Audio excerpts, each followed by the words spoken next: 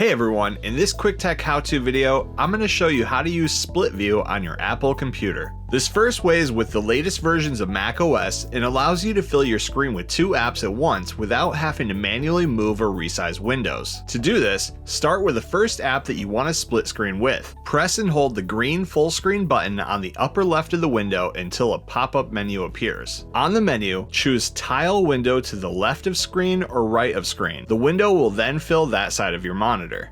Once that clicks into place, select the next window that you want to be side by side with. If you're using an older version of Mac OS, the directions are almost the same, but instead of selecting tile to the left or right, the window shrinks and then you just drag to the left or the right instead. A quick note, if you're unable to enter split view, you may have to make an adjustment inside of your preferences. Head to System Preferences and then Mission Control. In here, make sure that displays have separate spaces is selected. Finally, to exit split view, press and hold the green full screen button again and select Exit Full Screen. The other window that you had open will also still be in full screen, so you may have to swipe over or select it manually and exit full screen on that too. And that's how you use split view on an Apple Mac computer. Thanks for watching, please like and subscribe and stay tuned for more quicktech how-to videos.